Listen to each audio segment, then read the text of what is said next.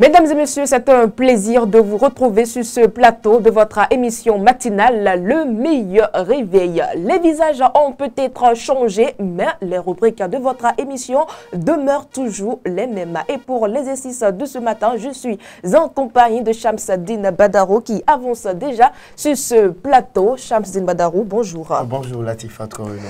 Alors, avec vous, nous allons démarrer avec la toute première rubrique de cette émission, la revue des titres. C'était ça, Latifat Koreno. On démarre par la une de la presse avec, le quotidien Maison La Guérite qui affiche dans sa livraison de ce matin libération de Rekia Madougou et de Joël Aïvo. Tanon prend tout son temps. Le chef de l'État tient au respect des tests de la République. Selon le journal, à la fausse manchette du RO, tournée gouvernementale à Semepodi, Adidiatou Matisse porté en triomphe à Drégbé. L'article est à retrouver à la page 6 du journal. Et puis à la deuxième une présidentielle de 2026, Bertin Kourovi, Olivier Bokor ne peut rien sans un talent. 64 ans d'indépendance du Bénin. Chalmagne Yankoti rassure. Et à l'oreille du journal Santé, tout sur la roséole. On poursuit ce matin avec Adjatien News de Mas Gaspard Adjamossi. Le journal titre manchette Festival des masques à Porto Novo. Une visite surprise de Patrice Talon à la place Migan. Grande effervescence sur les différents sites. La parade des masques a tenu toutes ces promesses. Crise Bénin-Niger, Tiani parle de perspectives de reprise et fils des conditions. Et puis polémique autour de la nouvelle date de célébration de la fête de Vaudou. Les explications du porte-parole du gouvernement. Des explications à retrouver dans les colonnes du quotidien Adjatien News. On poursuit ce matin avec le journal de Gérard Noubé, le chronomètre Festival des masques à Porto Novo, une organisation impeccable et festive, s'exclame le journal. La complicité entre la mairie de Porto Novo et le gouvernement fait des merveilles. Festival des masques de Porto Novo, Yankoti et Amadani unissent leurs forces pour honorer les cultures Caro et Diré. On poursuit avec Matin Libre, Passeport Service, Urgence VIP, encore une mesure d'exclusion sous la rupture. La Nation, le journal de service public, titre à manchette ce matin, évaluation des politiques et des institutions nationales 2023. Le Bénin, classé deuxième en Afrique. Nette amélioration de son score selon la Nation. Fes Afrique, 64 ans d'indépendance du Bénin. Défilé militaire exceptionnel comme attraction. Le matin, alimentation humaine, élevage, commerce d'insectes, une ruche d'opportunités pour le Bénin. Info matin présent. Présence ou non de base militaire française au Bénin.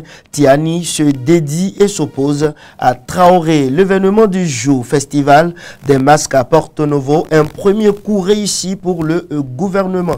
Le président Tanon rend une visite surprise aux festivaliers. Les nouvelles du jour, Festival des masques à Porto Novo, le président Patrice Talon se dit par la bonne organisation du festival. Le télégramme, crise Bénin-Niger, Tiani parle de perspective de reprise et fils une condition. Le Béninois libéré d'Aboubakar Takou, interview exclusive du leader du CNSP après la visite de la délégation nigérienne au Bénin. Pourquoi Tiani croit encore à des mensonges cousus de fil blanc. L'aéroport de Tours en état ne peut accueillir un vol de nuit. Le passeport diplomatique offert à Kemi Seba le fait délirer, selon mon confrère. On poursuit avec l'affiche du jour. Municipalité de Porto Novo, 19 bonnes fontaines bientôt réalisées dans 9 quartiers du premier arrondissement de la ville. Le coopérant qui titre en manchette ce matin, bain de foule du président après le défilé du 1er août. Les populations entre satisfaction, reconnaissance et amour envers Patrice Talon, l'emblème du jour. Festival des masques de Porto Novo, fin des festivités avec un goût d'inachevé. Nord-Sud quotidien de Raoul Sounou, titre en manchette ce matin, pour les soldats au front contre le terrorisme. Moïse Kérékou plaide pour l'amélioration des conditions. Bénin intelligent. Festival des masques à Porto Novo. Succès et Quack nous propose donc le journal. Bénin intelligent s'en va et l'événement précis s'installe. Assemblée nationale. Vlavonou rapproche opposition et mouvance parlementaire. Fraternité à présent, festival des masques à Porto Novo, profonde immersion dans les arts et la culture. Voilà, c'est avec ce journal de Mélentin que nous bouclons donc la première rubrique, la une de la presse de ce matin. Latifat Korenou. Nous enchaînons avec la présentation de l'actualité du matin. Attaque du 24 juillet au PAC W. Des terroristes ont saisi un arsenal militaire. C'est une triste information, Latifat Korenou. Les assaillants ont emporté effectivement un butin conséquent, notamment un lance-roquette RPG de 69 de fabrication donc chinoise avec des projectiles anti-char PG 7V de type 69-1, des fusils de type 81-1, des mitrailleuses de type 80 ainsi que des fusils de type 56 bas 56-1. Cette attaque de la nuit du 24 au 25 juillet dernier, la plus meurtrière d'ailleurs à ce jour, a coûté la vie à 12 personnes, parmi lesquelles 5 gardes forestiers travaillant pour African Park, une organisation dédiée à la conservation de la nature. Le commissariat de Glazoué est désormais dirigé par un nouvel homme. Il faut parler donc de ce changement à la tête de ce commissariat après plusieurs années de loyaux services au sein de cette unité. Le capitaine-major Akodegbe Kazmi a été affecté à de nouvelles fonctions. C'est le capitaine Kochoni, jusque-là commissaire de Patago dans le département de la Donga, qui lui succède à la tête du commissariat de Glazoué. Selon l'investigateur, le nouveau commissaire central de Glazoué a pour mission principale d'assurer la sécurité des biens et des personnes, ainsi que de veiller au maintien de l'ordre public dans la dite commune. Dans l'actualité hors de nos frontières au Mali, nous apprenons que les relations diplomatiques avec l'Ukraine ont été rompues.